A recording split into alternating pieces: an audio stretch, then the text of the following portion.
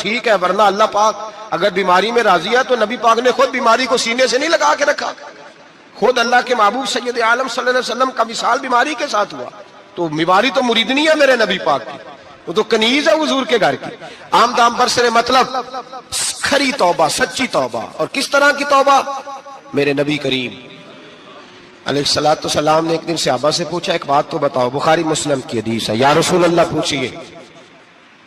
نبی پاک صلی اللہ علیہ وسلم نے فرمایا اگر کوئی آدمی صحرا میں سفر کر رہا ہو، بہت بڑا صحرا ہو، اونٹ پر اس کا سفر ہو اور اس نے اونٹ پر کھانے پینے کا سامان باندھا ہو، پیسے بھی رکھے ہو، پانی بھی رکھا ہو، تھک گیا سفر کرتا کرتا، درخت کی ایک ٹہنی کے ساتھ اونٹ کی نکیل باندھی اور درخت کے نیچے لیٹ گیا آرام کرنے کے لیے۔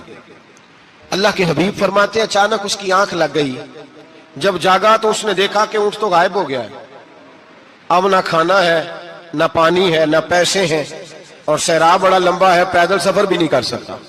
تھوڑا سا ڈھونڈا، پھر موت کا انتظار کرنے لگا، سوچنے لگا اب موت آئے گی، اب مر جاؤں گا۔ اللہ کے محبوب فرماتے ہیں تھوڑی دیر گزری، جب بالکل مایوس ہو گیا تھا تو اچانک نظر پڑی تو اونٹ اس کا سامنے کھڑا تھا۔ نبی پاک صحابہ سے پوچھتے ہیں بتاؤ، اس کی کل کائنات اجڑ گئی تھی، راس ضائع ہو گئی تھی، ہر شے لٹ گئی تھی، دوبارہ اسے مل گئی ہے، بتاؤ اسے کتنی خوشی ہوگی؟ صحابہ کہنے لگے یا رسول اللہ نئی زندگی مل گئی اس بندے کو، وہ ساری دنیا سے زیادہ راضی ہے۔ تو میرے کریم رسول صلی اللہ علیہ وسلم نے فرمایا رب کریم کا نافرمان بندہ جب اس کی بارگاہ میں آ کے توبہ کرتا ہے تو اللہ اس سے بھی زیادہ راضی ہو جاتا ہے۔ نافرمان جب آ کے کہتا ہے یا اللہ معاف کر دے آئندہ نہیں کرتا، میں اللہ تو راضی ہو جاتا ہے۔ اور حبیب پاک علیہ السلام فرماتے ہیں وہ اتنا کریم ہے، جب بندہ اپنے رب سے صلح کر لیتا ہے، توبہ کر لیتا ہے، تو اللہ زمین کو کہتا ہے تو بھول جا میرے بندے نے گناہ کیا ہی نہیں، آسمان سے کہتا ہے تو بھول جا میرے بندے نے گناہ کیا ہی نہیں۔ پھر رب کریم فرشتوں سے فرماتا ہے کہ مٹا دو جو تم نے لکھا تھا، میں نے اپنے بندے کے ساتھ صلح کر لی ہے۔ شب برات کو آئیں گے مسجد میں انشاءاللہ؟ کتنے بجے؟ نہیں جو سوچیا ہی نہیں ہے اس پاسے تھے، عصر کے وقت مسجد آئیں شب رات۔ کتنے بجے جی؟ عصر کے وقت آئیں، غسل کریں، مسجد آئیں، عصر کے بعد درود شریف پڑھیں اور مغرب سے لے کر فجر تک عبادت کریں۔ مغرب میں شام شروع ہو جاتی ہے، ایک رات جاگ کے دیکھیں، جاگنا پڑتا ہے، مریض ہو جائیں تب بھی جاگنا پڑتا ہے، دکھ لگ جائے تب بھی وہ جگا لیتا ہے۔ بڑے بڑے جاگتے ہیں، بڑے بڑے جاگ لیتے ہیں، وہ جگا لیتا ہے۔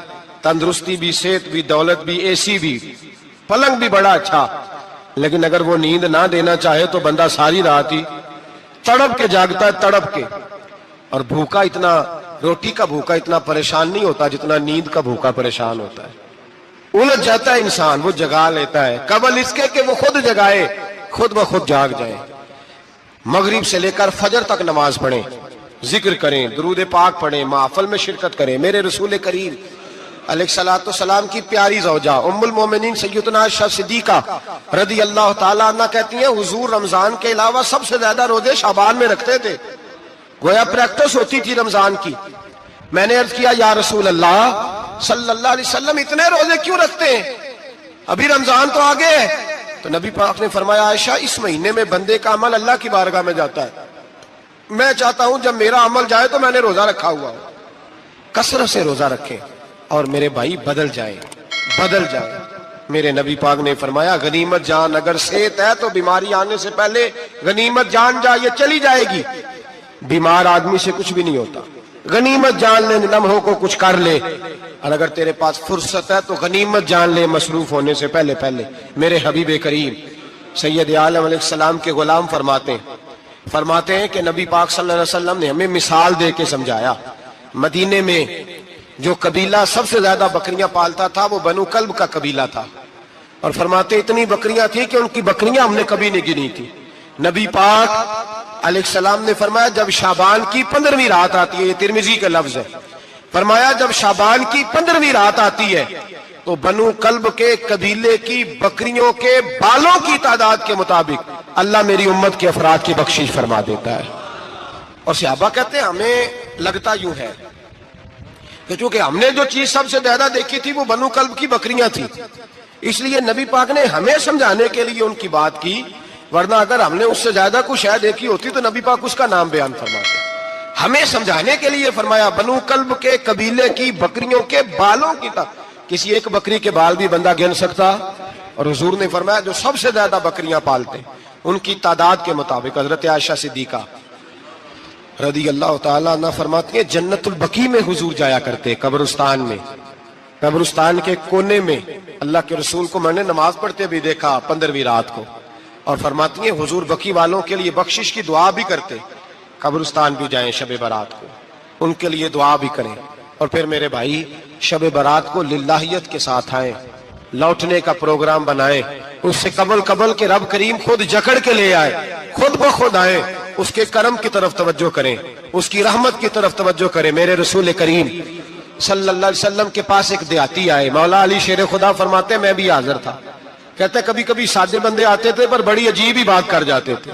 کہتے ایک دیہاتی آئے، تامت باندھی ہوئی اور سادہ رومال کندھے پہ رکھا ہوا ہے، نبی پاک کے پاس آئے اور حضور سے دل لگی کرنے لگے، حضور سے دل لگی کرنے لگے، میٹھی باتیں کہنے لگے یا رسول اللہ ایک مسئلہ پوچھنے آیا ہوں۔ فرمایا پوچھو۔ عرض کرتے ہیں حضور قیامت میں حساب کون لے گا؟ قیامت میں اب کس کو نہیں پتا کون حساب لے گا، دل لگی کی بات ہے نا، کون لے گا؟ نبی پاک نے فرمایا اللہ حساب لے گا۔ تو کہتے ہیں اس نے نا اور جملہ کہا تو ہم اس کی بات پہ حیران ہو گئے، کہنے لگے یا رسول اللہ واقعی اللہ حساب لے گا؟ تو کہتے ہیں نبی پاک مسکرائے، فرمانے لگے تجھے تیری مار ہوئے، میں سچی تو کہہ رہا ہوں، تو کس طرح کی بات کر رہا ہے، اللہ حساب لے گا؟ حضرت علی فرماتے